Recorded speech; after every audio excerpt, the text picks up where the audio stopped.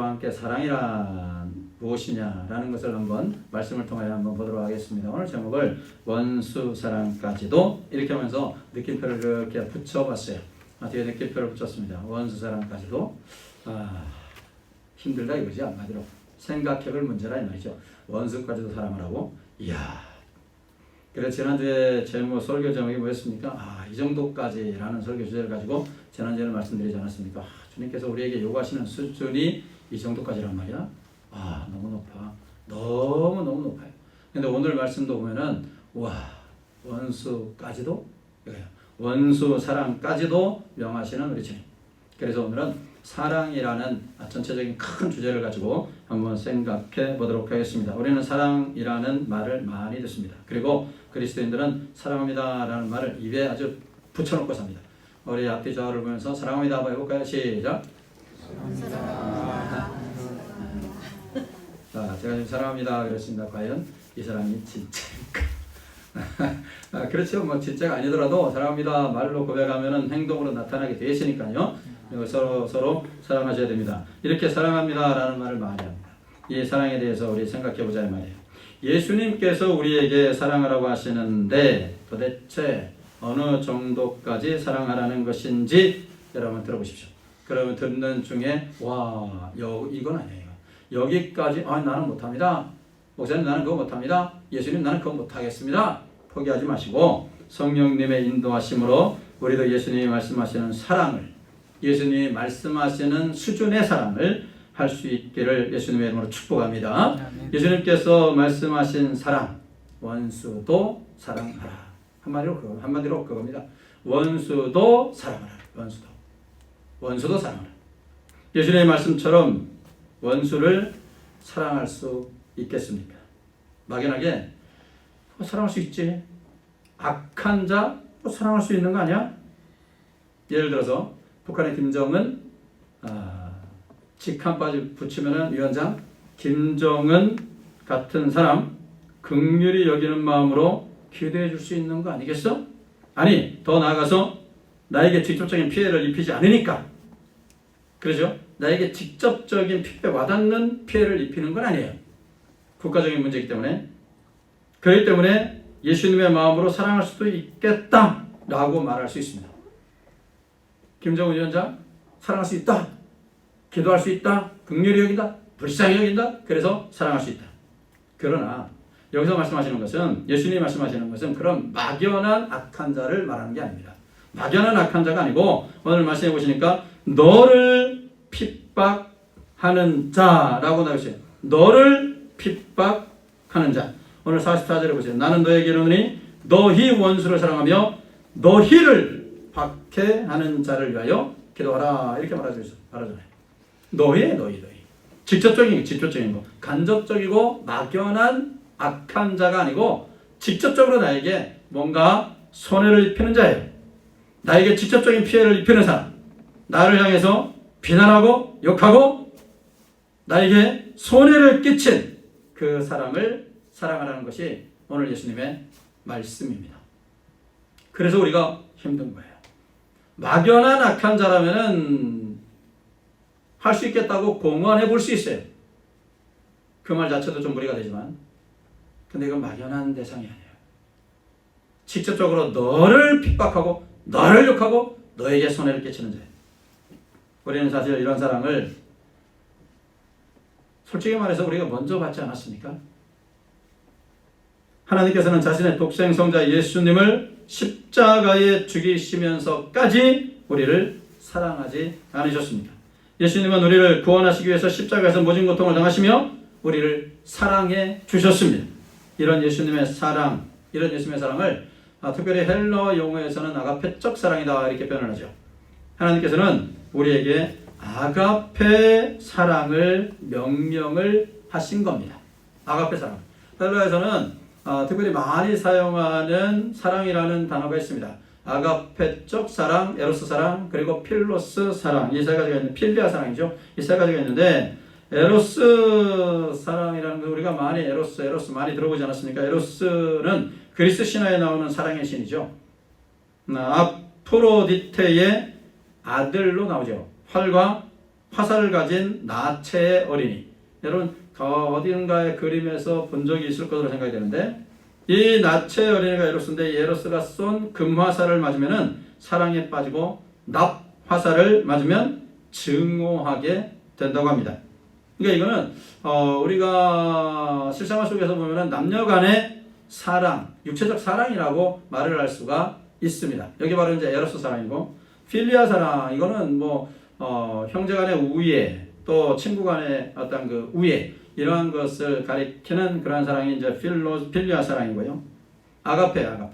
이 아가페가 하나님의 사랑이고 우리에게 요구하시는 것은 우리 주님께서 우리에게 요구하시는 것은 에로스 사랑도 아니고 필리아 사랑도 아닙니다. 이것도 우리가 필요합니다.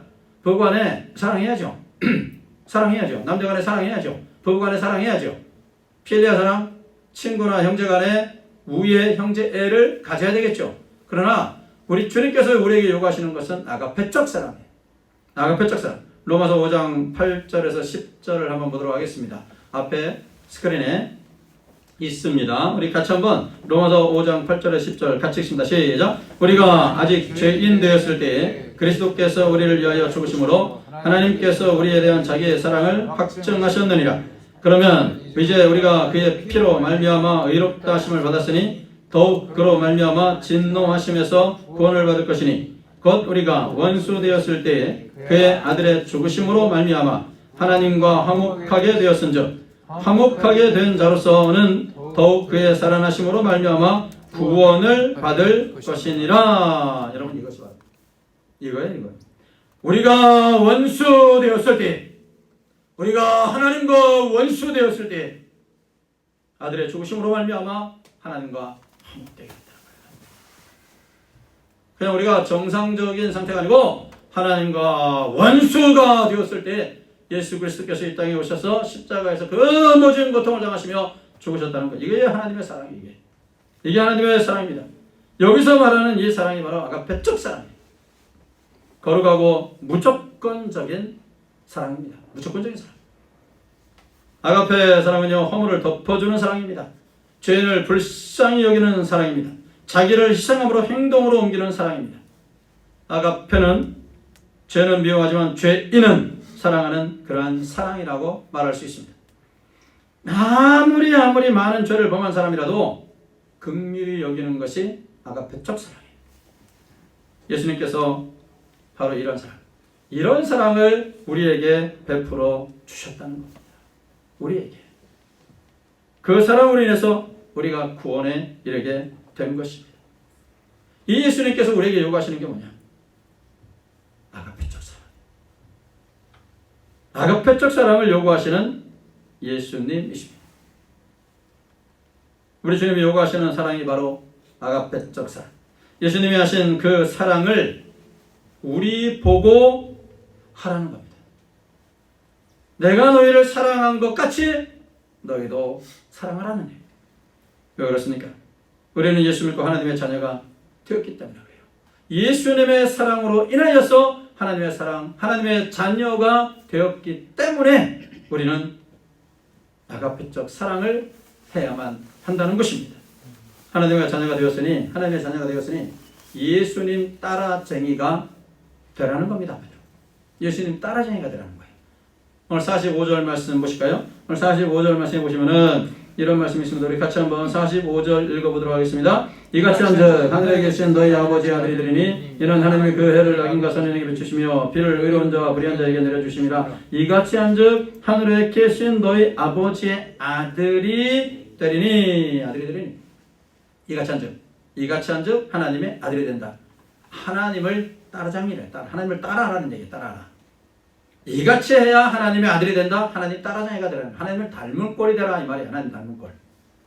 48절도 한번 보실까요? 48절 우리 같이 한번 읽어봅니다. 48절 같이 읽습니다. 시작. 그러므로 하늘에 계신 너희 아버지 온전하심과 같이 너희도 온전하라. 여기서 여러분 온전하다라는 말은 이 헬라어로 텔레이오스라는 말을 사용합니다. 텔레이오스라는 말을 사용하는데 이게 이 명사형으로는 텔로스라는 말을 사용하는데요. 이게 목표, 목적, 그리고 끝이라는 그런 뜻이 있습니다. 그러니까 이 텔로스라는 말을 형용사로 바꿔버리면은 목적에 일치하는, 목표에 이르는 이라는 뜻이 됩니다. 영어 성경에서도 비슷한 단어를 사용하게 되는데 영어 성경에서는 퍼펙트라는 말을 사용해요. 온전하심이라는 말을. 퍼펙트라는 말을 우리 많이 들어보셨는데 완벽하다, 완전하다, 더할 나위 없다 이런 뜻 아닙니까? 퍼펙트하다, 완벽하다, 완벽하다. 근데 이 퍼펙트라는 말에는요 다른 뜻도 담겨져 있습니다. 어떤 필요나 목적에 안성맞춤이다 이런 뜻이 있어요. 안성맞춤이다, 안성맞춤이다. 이게 우리가 그런 말 많이 하잖아요. 안성맞춤이다, 안성맞춤이다. 이 말은 그래서 무슨 뜻이 되냐면 너희가 아버지의 무조건적인 아가페적 사랑으로 예수님의 십자가의 구속의 사랑으로 구원받았으니까 하나님처럼 되는 목적을 두고 거기에 부합하는 삶, 안성맞춤의 삶을 너희도 살라는 겁니다. 하나님처럼 우리 예수님의 십자가의 그 놀라우신 사랑처럼 너도 거기에 좀 목적을 두고 예수님 따라쟁이의 목적을 두고 안성맞춤의 삶을 너희도 또 살아가라 이 말이에요. 예수님 따라쟁이의 삶을 살라는 얘기입니다. 예수님처럼 하라는 얘기예요. 예수님처럼. 그것이 바로 원수를 사랑하는 것이라고 예수님께서는 말씀하고 있는 겁니다. 그런데 말씀은 그렇습니다. 말씀은 예수님께서 이렇게 하셨습니다. 그런데 우리는 듣습니다. 그런데 힘들어요. 그렇지 않습니까? 너무 힘들어요. 어떻게 원수까지 사랑합니까? 어떻게 원수를 사랑할 수 있는가? 그래서 가능하면 피해가고 싶습니다. 사실 저도 이 말씀을 준비하면서 이 말씀을 피해가고 싶어요. 왜냐면은 저도 마음속에 시기가 있고 질투가 있고 저도 마음속에 미움이 있고 분노가 없을 수가 없잖아요. 저도 목사는 뭐 사람 아닙니까? 그럴 수 있잖아요. 그러다가 저 인간 안 보면 되지 뭐. 그럴 때도 있어요. 신경 안 쓰면 되지 뭐. 목사도 뭐 별거 아니네. 우리가 비슷하네. 그래요, 비슷합니다. 저도 뭐 여러분과 비슷합니다. 아니 여러분보다 더 못됐는지도 몰라요. 그래서 이 말씀이 너무 부담되는 거예요. 너무. 그런데 저도 지키지 못하면서 이 말씀을 전해야만 하는가라는 부담. 그럼에도 불구하고 전해야 되는 또 이 무거움, 마음. 피해가고 싶어요. 원수까지도 사랑하라. 우리가 어떻게 나에게 악을 행하는 자, 나에게 피해를 입히는 자, 때로는 나를 대적하여 욕하는 자 사랑할 수 있겠는가? 피해가고 싶어요. 근데 이거는요 우리만의 생각이 아닙니다. 예수님이 말씀하신 이 당시에 이 말씀을 듣고 있던 바리새인들도 똑같이 생각했어요. 그래서 이 바리새인들이 어떻게 했냐면은 자기 나름대로 자기 편의대로 말씀을 해석을 해버렸습니다. 난도질을 해버린 거죠. 그래서 자기 편의로 해석하는 바리새인을 볼 수 있습니다. 오늘 말씀에 가서 보시면은요, 또 내 이웃을 사랑하고 43절에 내 원수를 미워하라 하였다는 것을 너희가 들었으나 레위기 19장 18절 한번 보세요. 레위기 19장 18절 우리 한번 같이 읽어보도록 하겠습니다. 앞에 스크린에 있습니다. 같이 읽습니다. 시작. 원수를 갚지 말며 동포를 원망하지 말며 내 이웃 사랑하기를 내 자신과 같이 사랑하라. 나는 여호와이니라. 여러분 이 말씀에 바리새인들과 당시의 종교 지도자들이 부담을 느끼게 돼버린 거예요. 율법을 알고 있었던 바리새인 그리고 종교 지도자들 얼마나 율법학자들이 이 말씀을 잘 알고 있습니까? 부담을 느낀 게 부담을. 뭐라고? 내 이웃을 그냥 사랑하는 것도 아니고 내 자신처럼 말도 안 돼. 못 지키겠는 거야. 부담스러운 거야. 그래서 오늘 43절에 보시면은 내 이웃을 사랑하고 내 원수를 미워하라. 여러분 이 말에 바리새인들이 빠뜨린 것이 뭡니까? 뭘 빠뜨렸나요? 내 자신과 같이란 말을 빠뜨렸잖아요. 너 자신과 같이. 여러분 단순히 내 이웃을 사랑하라고만 가르쳤어요. 내 자신과 같이 사랑하라는 말을 빼뜨려버렸어요. 그리고 내 원수를 미워하는 것은 괜찮다. 지들 마음대로 성경을 가감해버렸다는 거예요. 더하기 빼기 다 해버렸다는 얘기예요. 사람들의 기질에 맞게, 사람들의 성품에 맞게, 사람들의 마음에 맞게 가르쳤다는 얘기입니다. 사람들에게 부담을 줘가지고서 사람들이 자기들을 외면하지 않도록 사람들의 기호에 맞게 말씀을 가감하는 일을 너무너무나 자연스럽게 했던 것입니다. 여러분, 이것은 단순히 계명을 약화시킨 것이 아니에요. 가감하지 말라는 하나님의 준엄하신 명령을 자기들의 입맛에 맞게 빼고 더하고 하는 엄청난 죄를 범하고 있는 것입니다. 여러분, 우리가 신앙생활 하시면서도 똑같이 우리가 적용될 수 있죠. 자신의 생각대로 신앙생활에서는 안 된다는 거예요. 내 생각대로, 내 판단대로, 내 경험대로 신앙생활에서는 안 된다는 얘기입니다. 하나님의 말씀에 근거해서 신앙생활을 하셔야 된다는 거예요. 하나님의 말씀에 근거해서. 그런데 너무너무나 자의적으로 성경을 해석하면서 신앙생활 하시는 분들이 많습니다. 말씀이 아무리 나에게 부담이 된다 해도 너무나 높은 수준을 요구하시는 말씀이라고 해도 우리는 그 말씀을 실천하도록 힘써야 합니다. 노력하셔야 됩니다. 나에게 잘해주는 사람만 사랑하고 나를 적대시하는 사람은 미워하는 것, 여러분, 말씀을 제대로 지키는 것이라고 할 수 없습니다.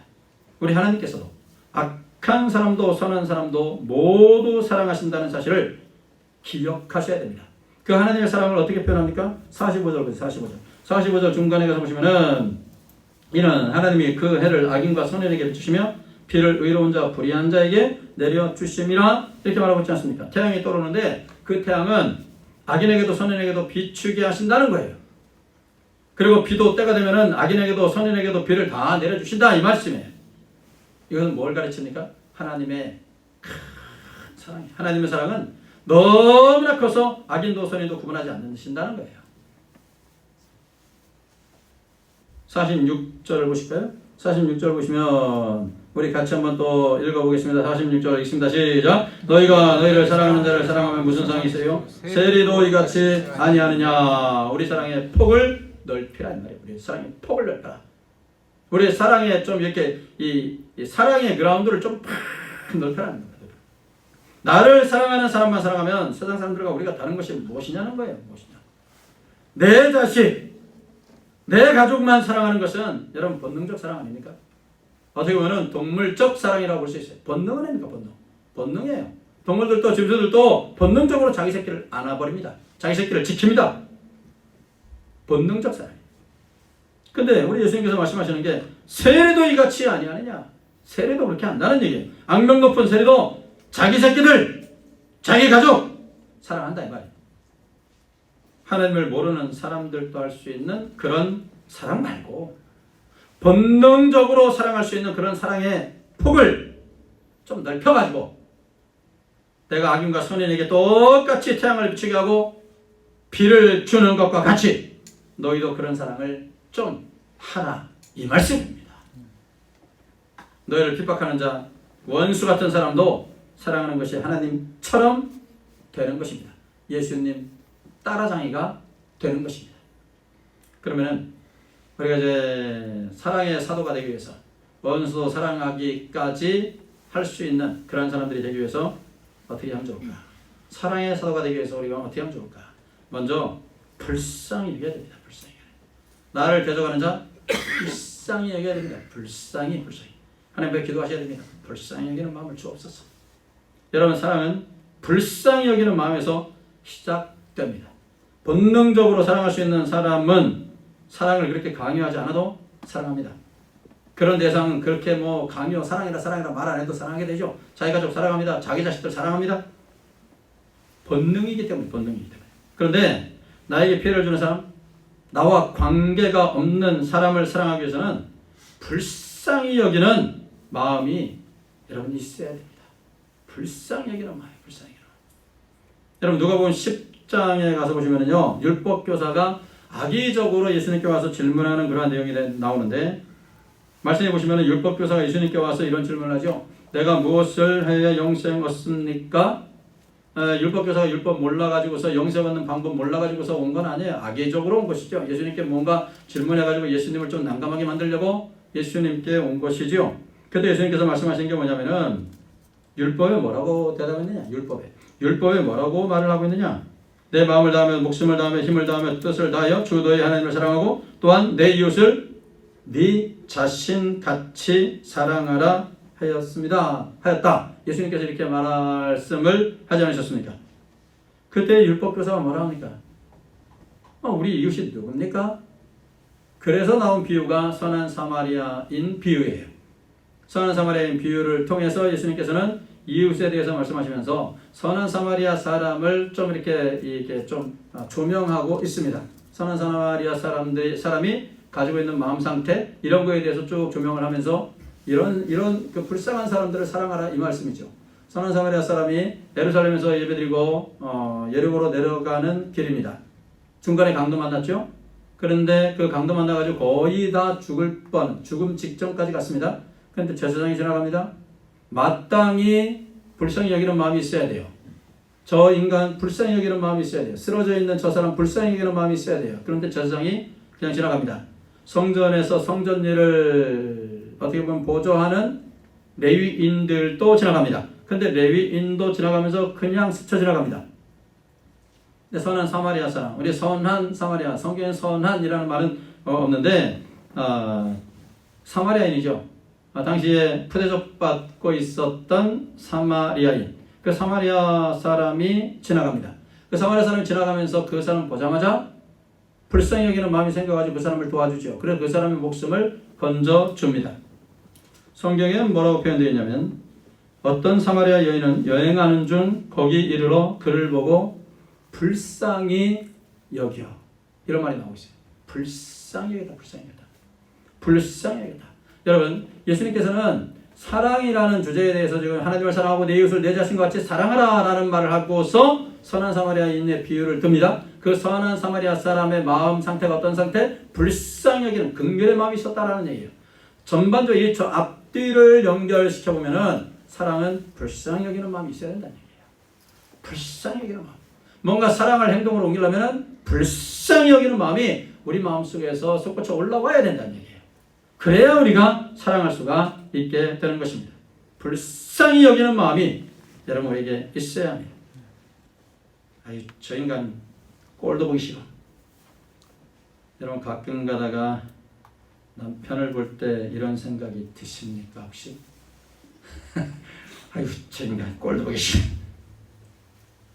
이런 마음이 든다면 오늘 꼭 회개하십시오. 회개하셔야 됩니다. 회개하셔야 돼요. 자 그런데 그 다음에 그래도 이런 생각을 또 가져보십시오. 저 인간 나만 좀 외면해버리면 저 인생 불쌍해서 어쩌노. 여러분 이 생각을 한번 가져보십시오. 그러면은 불쌍히 여기는 마음이 그 마음에서요 사랑이 불쌍히 여기는 마음에서 사랑이 다시 싹이 틀 수가 있습니다. 사시다 보면은 한 20년 30년 결혼생활 하시고도 보면은 뭐 그런 생각 한두 번 들겠습니까? 그죠? 많이 들 겁니다. 저 인간 꼴도 보기 싫어. 하는 짓만 하고 그럴 때마다 그래도 저 인간 내가 봐줘야지. 내가 안 봐주면 저 인생 불쌍해서 어쩌노. 그러면 우리 마음속에서 다시 사랑이 싹이 트게 되는 것입니다. 불쌍히 여기란 말이에요. 불쌍히 여기면 사랑하게 된다는 얘기입니다. 사랑의 사도가 되기 위해서 우리가 두 번째로 생각해 볼 수 있는 게 예수님의 사랑에 대한 깊은 이해가 있으면요 사랑하게 됩니다. 예수님의 사랑에 대한 깊은 이해입니다. 여러분 여기서 깊은 이해, 그러니까 내가 예수님의 사랑에 완전히 감격하고 감동하면은 이렇게 우리가 생각해 볼 수가 있겠죠. 감동하면 예수님의 사랑에 감격하면 예수님의 사랑이 나를 완전히 지배해버리면 우리는 사랑하지 않을 수가 없어요. 예수님의 제자 중에서 야고보와 요한에게 우레의 아들이라는 별명이 있습니다. 예수님의 제자 야고보와 요한에게 우레의 아들이라는 별명이 있죠. 우레의 아들 별명을 천둥의 아들이에요. 천둥의 아들. 별명을 얻게 된 그 배경을 보시면은 우리가 좀 이렇게 이해할 수가 있을 것 같아요. 야고보와 요한, 명예욕이 대단했던 사람입니다. 그래서 모친을 통해서 예수님께 높은 직책을 요구할 만큼 야심이 굉장히 큰 사람이었습니다. 명예욕도 있었어요. 거기다가 과격한 사람이었어요. 아주 성격이 급하고 아주 화라산 같은 그러한 사람이었습니다. 여러분, 이런 요한을 예수님은 품으셨어요. 사랑해 주셨습니다. 베드로도 마찬가지죠. 베드로도 정말 베드로 하면 저돌성, 이 세 글자가 생각나는 사람 아닙니까? 물불을 가리지 않는 거예요. 그 물불을 가리지 않는 그 성격 때문에 하나님께서 크게 사용하셨는지도 몰라요. 크게 사용하셨죠. 하나님의 나라를 위해서 막 물불을 가리지 않고 도전하는 사람이 저희 베드로 아닙니까? 물불을 안 가려요, 물불을. 그런 베드로, 예수님께서 계속 품으셨잖아요. 계속 품으셨죠. 그래서 예수님께서 부활하신 후에 베드로에게 와가지고 너 나를 사랑하느냐? 너 나 사랑하느냐? 너 나 사랑하느냐? 3번이나 묻잖아요. 품으셨습니다. 여러분, 예수님의 사랑을 아는 사람은 사랑하게 됩니다. 예수님이 나에게 무엇을 해주셨는지를 아는 사람은 사랑하게 됩니다. 마치 여러분, 부모의 사랑을 아는 사람이 부모에게 효를 다하는 것과 같습니다. 전에 한번 제가 이 통계와 이런 예를 든 것으로 생각되는데, 어버이줄쯤에 제가 든 걸로 생각되는데, 부모의 사랑, 이 극동방송에서 정말 뭐 한숨이 절로 나오는 그러한 통계가 한번 나왔었죠.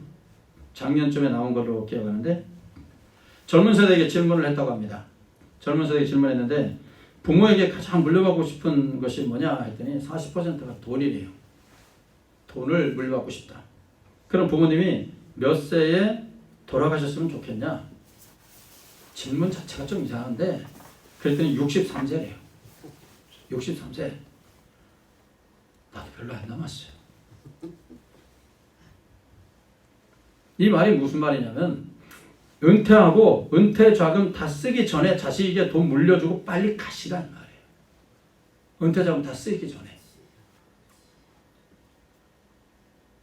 그리고 자기는 자기 새끼들하고 함께 오손도손 산다 이 말이에요. 지는 안 죽나?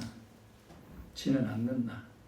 저는 그걸 들으면서 지는 않는다. 지는 안 죽나? 이런 생각을 해봤습니다. 부모의 사랑을 모르는 거예요. 부모의 사랑에 감동이 없는 거예요. 감동이 없으니까 이런 말 하죠.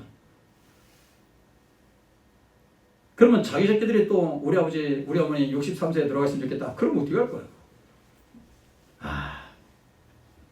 부모님의 은혜, 부모님의 사랑을 모르면 이런 폐륜 자식이 되는 겁니다.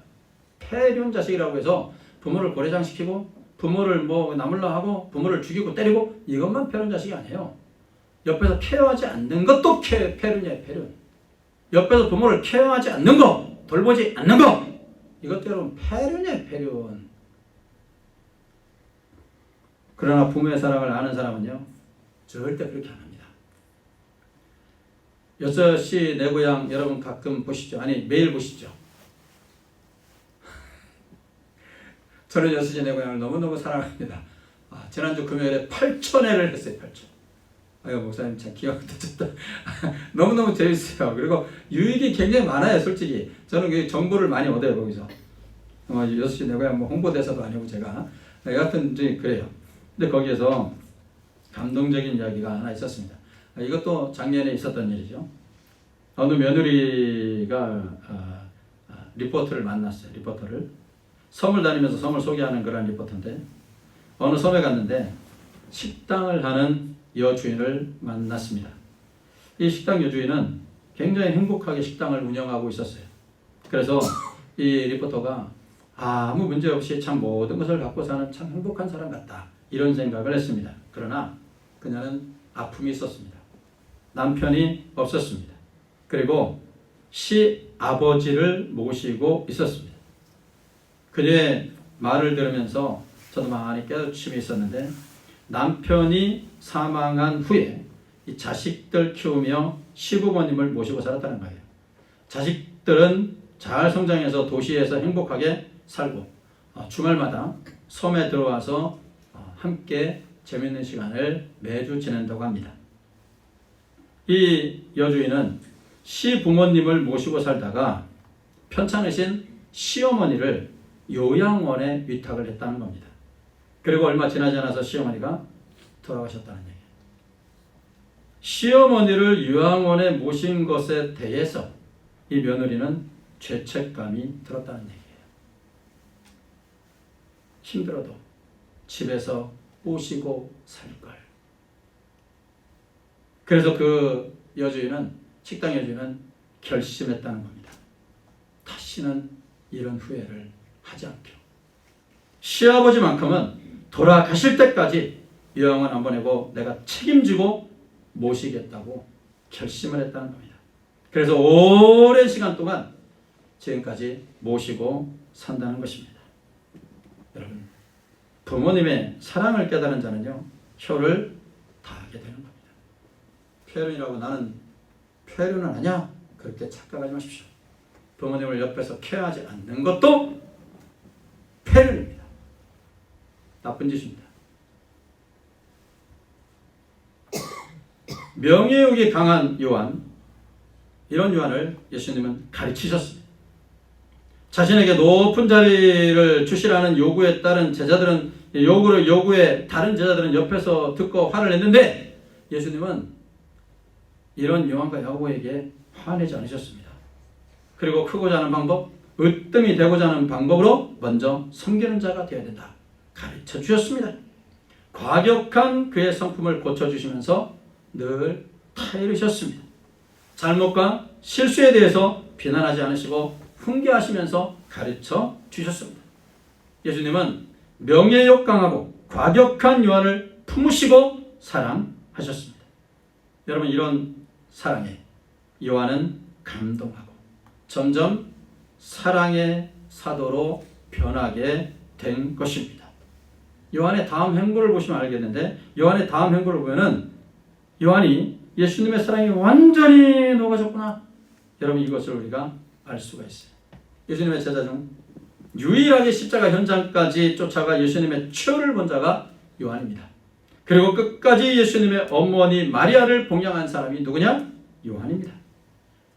요한복음, 요한 1, 2, 3서, 요한 계시록의 저자이며 저술 가운데 사랑에 대해서 50번이나 기록한 사람이 요한입니다.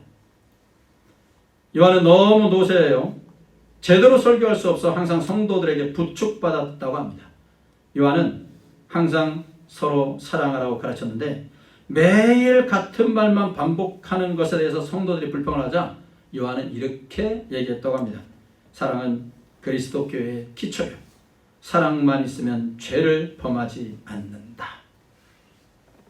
노년의 제자들의 부축을 받고 강단에 올라가서 자녀들이여 서로 사랑하십시오. 이 말을 몇 번이고 한 다음에 이것은 주님의 명령이고 이것만 지켜도 족합니다.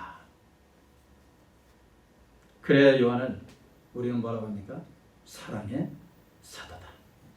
사랑의 사도라는 요한의 별명을 우리가 알고 있으면서 요한이 굉장히 온순하고 굉장히 좀 이렇게 내성적이고 그런 이미지가 우리에게 있어요. 그러나 처음에는 아니었어요.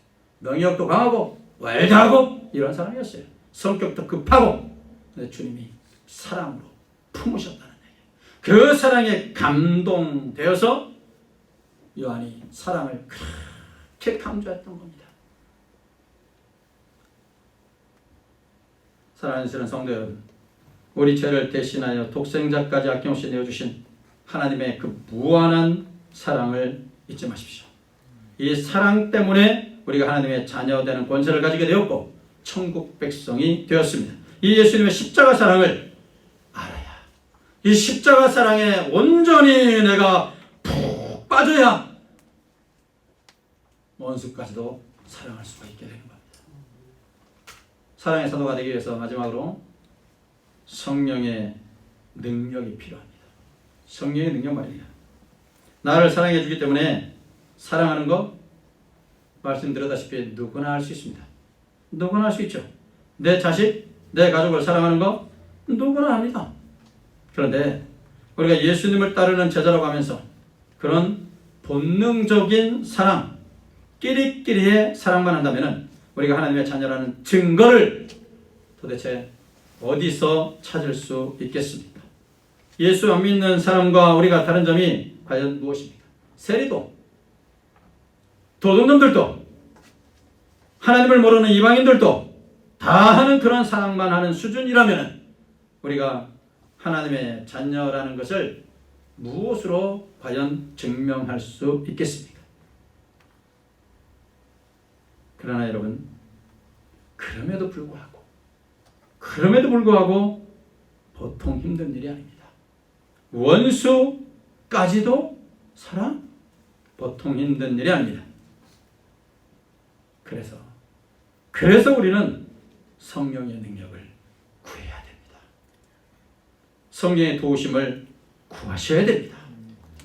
나는 하나님의 자녀다. 하나님을 닮아가야 된다. 예수 따라다니가 되어야 된다. 이런 마음을 가지고 은혜의 보좌 앞에 엎드리시기를 바랍니다. 원수 같은 인간을 만나더라도 불쌍히 여기는 마음을 주여 나에게 주시옵소서 구하시기 바랍니다.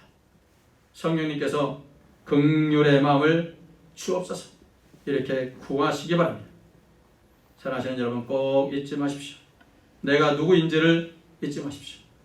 마음의 증오가 일어나고 미움이 일어난 그 순간에 나는 하나님의 아들이다. 나는 하나님의 딸이야. 미워해서는 안 돼. 성령님, 이 순간 나를 붙들어 주옵소서. 그러면 성령님께서 우리를 도와주실 것입니다.